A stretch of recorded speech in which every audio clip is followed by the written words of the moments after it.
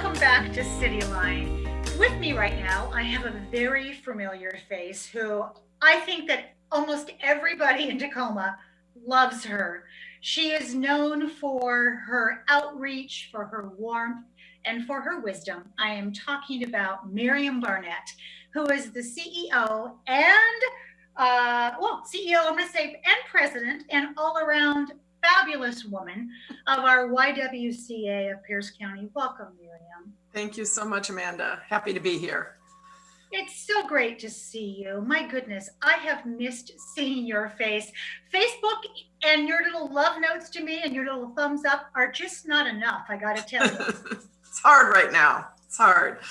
It is hard. Yeah. Let's talk about, with COVID-19 pandemic right now, are the services of the YWCA still being offered?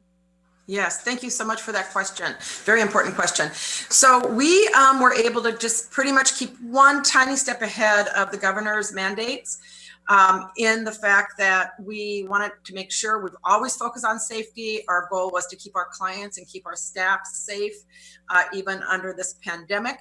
And so our shelter is open like it's always been, 24/7, staffed. However, we changed protocols to keep people healthy. So there's the food bank, the laundry room, the playground are no longer shared communal spaces. Those are all spaces one at a time and disinfected after each visit. But our shelter is one that uses a model where everybody has their own apartment with their own bathroom and their own kitchen, which has helped us keep coronavirus out of our shelter, gratefully. So the shelter is operating in the same ways it has before with a few little tweaks. Our legal program and our counseling program have moved remotely and are by phone only right now. And then our children's program and our support groups are currently on hold because there was no way to do those confidentially in any other format. So we're saddened by that, and we're looking forward to being able to open those programs again soon. So it sounds like you guys really had some kind of inkling, whether you knew it or not, and covered all your bases. Have you seen an increase, Miriam, in your services during this pandemic? So it's been very interesting. We're starting to see an uptick in our 24/7 hotline calls. But at this time of a stay-at-home mandate, staying home is actually the least safe place for victims of domestic violence. And now it is harder to flee if they're being watched 24/7. Usually when we do safety planning, we talk about the best time to leave, which might be when your abuser has left the home for work. That's not happening right now. So that adds a whole nother level of complication to a domestic violence situation. As well as it's even hard sometimes to get to a phone. Domestic violence is about power and control, and being 24/7 with your abuser only heightens their ability to have that kind of control over you. So we are really being flexible in how people can contact us by phone, by email, different ways like that. And also really wanting people who have loved ones they're worried about. Now's a really good time to find ways to connect, ask to do a Zoom call or get in touch with them. They might not be able to talk to you, but don't ignore anyone who you think might be in a domestic violence situation right now. Well, that is so well said. Miriam, I have seen these messages on Facebook, and I'm so glad to have a chance to talk with you about this, because the messages I have seen have been something like this. If you are experiencing domestic violence, you can message me and I will come help you. And so my question to you is this: if I have a friend or a colleague who is experiencing increased domestic violence and I don't know what to say or what is the safe and right thing to say to them at this time, can I help them and what should I do? Yeah, that is my favorite question. I really appreciate you asking me this because really the most common response I think we have as humans when we find out someone we care about or love is experiencing domestic violence is, why don't you just leave? I don't understand. Well, for one, right now that, like I just said, is harder than ever to maybe just leave. But also, they might not be ready for that step yet. And with your good intentions of that, wanting that for them, it might actually make the situation worse for them. And over time, if that's your message, they might quit confiding in you, because it's kind of blaming them, putting the blame on them, and instead of on the abuser. So what we really would love people to do is to just let that person know, I care about you, I love you, and I am here for you. And when you are ready and want resources, I'm going to have them here for you. And you have our 24/7 hotline number, which anyone can call to get advice like this before you give advice. Find out what might be most helpful by calling our 24/7 line. That's for anyone to call, answered by a real person in our shelter, a trained advocate.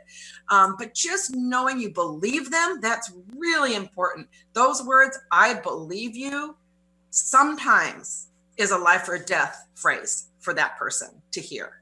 Because right now they might not be believing in themselves. Part of domestic violence, once again, is often the abuser telling them, this is your fault. If only you didn't do this, I wouldn't do that. So they are broken down. So just believing them and being there for them and letting them know they are loved is exactly what they're going to want to hear in order to trust you and in order for you to be able to help them. Miriam, that is such good advice. I mean, I think about, as I said to you before we became live here, I look around my neighborhood and I think about, are the children safe? This is a very difficult time. If somebody reached out to me and said, I am being abused, what would I do? So Miriam, would I have them call with me? What would I do at that point if somebody walked up to me in my neighborhood, and not this has happened, it hasn't, but if somebody saw me in Stadium Thriftway and said, I'm being abused, Amanda, what do I do? I think the most important thing you can do is give them our 24/7 line, which we will put on the screen. It's a very important number to keep handy. I keep it in my purse. I actually have business cards that have our 24/7 line on them, because you do never know when you're going to run into somebody who might need that card. So 253-383-2593 is the number to call. And like I said, it's answered 24/7 by a trained advocate in our shelter, and they can answer any questions. They can help safety plan the minute that call is made, and they can provide resources. Even if our shelter is full, there's other resources we can provide. And just don't hesitate to ever give that number out. And please, people who are listening to this, don't hesitate to call that number. That's why we're here. I want to also ask you this question. Does the YWCA help with all kinds of relationships and family abuse? And let me give you some examples. Children being abused because parents are home now and they're stressed. Partner abuse. Uncle and nephew abuse, because we're all stretched right now trying to catch each other, but we can't get away from each other. Right. So once again, our 24/7 line can help with other resources for some of those situations.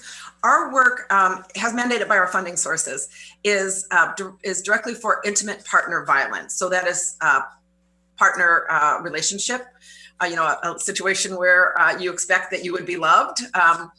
And that is, however, in our situation, in our circumstances, for any relationship. So it's not just for women. Sometimes the woman's the aggressor. We have same-sex domestic violence. We serve all genders and all gender identities. We serve simply victims of intimate partner violence. That's good to know. And I know it goes without saying, but I do want to repeat this, that everything is confidential when we talk with the YWCA. Is that still correct, Miriam? That is very correct. It's the right thing to do anyway. It's also mandated by law. So that is why, for instance, we are working on a pilot now to do our counseling program through a secure means. Zoom is a wonderful tool for all of us right now, but it's not confidential and we can't use it to do our work with clients. So, but all of our other services in how we've pivoted are very much fully confidential. Okay, that's good to know. Yeah. Even if I have to add, even when the police show up here, demanding to see somebody in our shelter, no matter who you are, here's what you're going to hear. I cannot confirm or deny that person is part of our program, no matter who it is. That is so good to hear that, because it's such a beautiful safety net. Yes. Regardless of what has happened, the Y is there for you. Right. Speaking of the YWCA, let's talk about, you have historically had a luncheon this time of year. So since we can't reach out and share a salad together and hear a great speaker and write out those checks that we do every single time you ask us to, what are we doing instead, Miriam? So our luncheon actually would have been tomorrow. Imagine, I just missed those hugs so bad from the 600 people who show up. We changed it in March to June 23rd, thinking we would be safe by then. We are not going to be ready as a community, as a nation, to gather 600 strong. It's just not responsible. So we have now canceled our luncheon. And this week we are rethinking it, and we're going to do a virtual online fundraiser May 20th through 22nd, and we'll update our website about information about that. And we'll have links. You can watch videos of our former clients that have shared their stories with us, and different ways you can connect with us. But we are going to do that fundraiser online. We very much need to replace the funds we are counting on, because right now we're in a pandemic and things are changing daily how we serve clients. But what we know as an agency and what we know nationally from other domestic violence agencies is what's coming at us is a tsunami wave. When people have more freedom to escape, we are going to be hit hard. And that's exactly what we want to have happen, but we need to be prepared, and we need funds in order to do that. So we will very much be going forward with our fundraising, just doing it in a whole different way. We're calling it this year our Luncheon, LUNCH-IN. Oh my God, that is so incredibly clever. I will miss this luncheon. It's one of the ones that I if I can't attend, I always donate to. And I think the one thing we have seen in this nonprofit community since the shelter in place order was issued is that we are really supporting our nonprofits. They are essential services to us. Mm-hmm. And so my last question for you, my dear, is what do you need from our audience? That's a great question too. So what we do need financial support, but we're also needing, we are doing curbside deliveries for our clients that can come here. They still need diapers. They still need soap. They still need laundry detergent and all those things that we all need, and some of which are now hard to find. So we need products like that. You can send them via Amazon. We're here 9 to 4, Monday through Friday, and can take deliveries safely in our vestibule. You will not touch a human.